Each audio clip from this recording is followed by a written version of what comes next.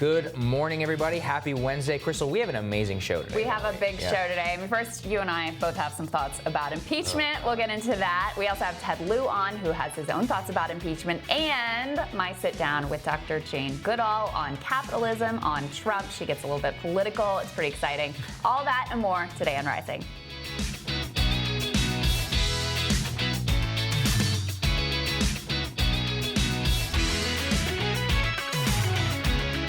Saagar, I know you're looking at something very similar this morning. That's right.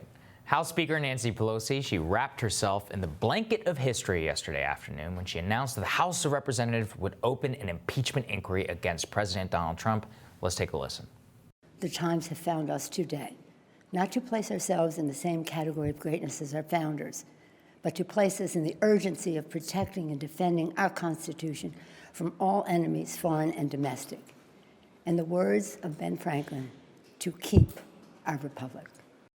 The impetus for Pelosi's historic announcement is, of course, the whirlwind Ukraine scandal, where in Washington, D.C., no, not the one that is involving Joe Biden's son Hunter, but President Donald Trump prodding the incoming Ukrainian president to investigate the Biden's deals. Democrats have seized upon this fact raised by a whistleblower of, I'm sure, the very purest intentions in the intelligence community to charge the president with conspiring with a foreign power. This, of course, has now spawned the Mueller report like fever on Capitol Hill, demands for the full whistleblower report, the transcript of the call, and above all else, the head of the President of the United States. Now listen, I know most of the people who are watching right now cannot stand Donald Trump, but if you actually want to impeach somebody, you better be damn sure that the evidence that you're standing upon is solid, or you're making a political calculation.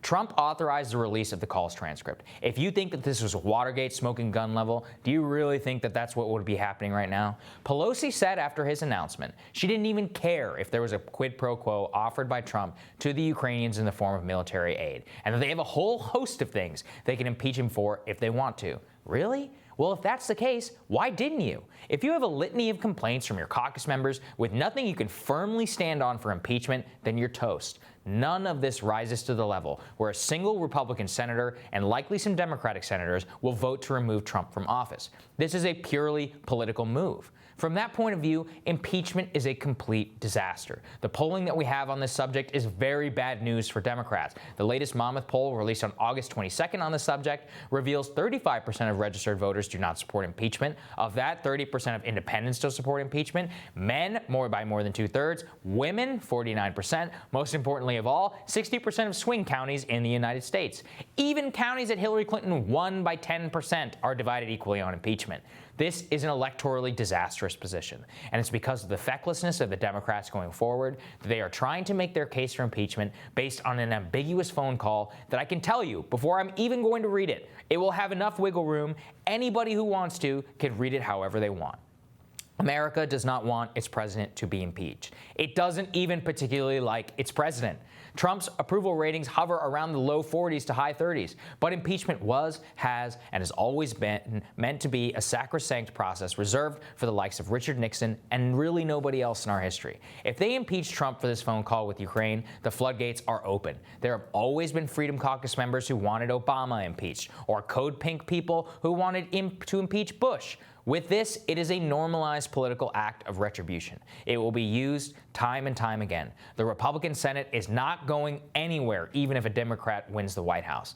Who knows how solid that House majority really is? How long would it take to get to a position that a Democrat, perhaps even a progressive one, is shuttled out of power by a gerrymandered Congress and an ironclad Republican Senate? That would be wrong because it's a violation of our system.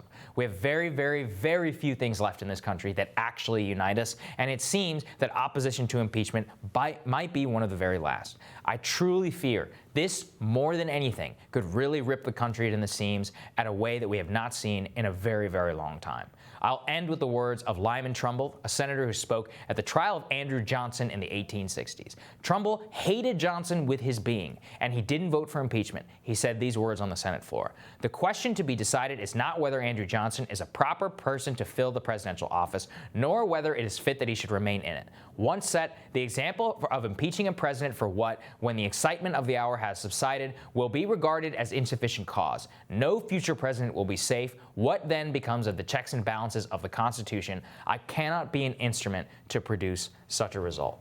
And Krystal, I think that focusing on this phone call, on the minutia of Jim Comey and the loyalty pledge and all this, nobody cares. Nobody cares. And we're, 18 months away from Election Day?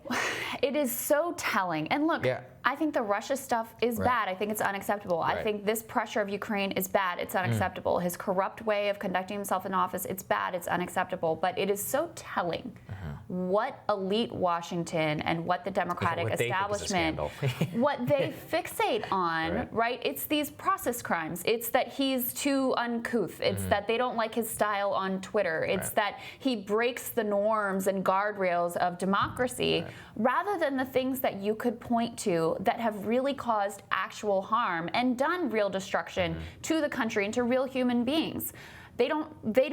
That apparently doesn't raise the red flag for them in the same way as, trying to get at what really happened with Joe Biden and Hunter Biden in Ukraine, which is something we should know about. Yeah. Exactly. It's a terrible place to What Trump did is he says the quiet part out loud. He does things in a brutish fashion. And that is actually what they can't stand, is that he does what they all do, but in a much more brutish and brazen way. And for that, they want to impeach him? Yeah. It's like you said, look, I mean, I'm not saying I agree with impeachment, but I'm saying, if you actually, you know what? I said earlier that Richard Nixon, what we were talking about this earlier, George W. Bush for lying about the Iraq war. He lied and got us into war. That's probably worthy of something, at the very least an inquiry, right? Nothing, because they all went along with it. Very telling what they find unacceptable and what they let slide. Next on Rising. As a former Obama staffer remarked on Twitter, the impeachment eagle soared over the United States Capitol yesterday. The Hill's Morgan Chalfant walks us through the latest on the Ukraine scandal that moved the impeachment needle. That is next.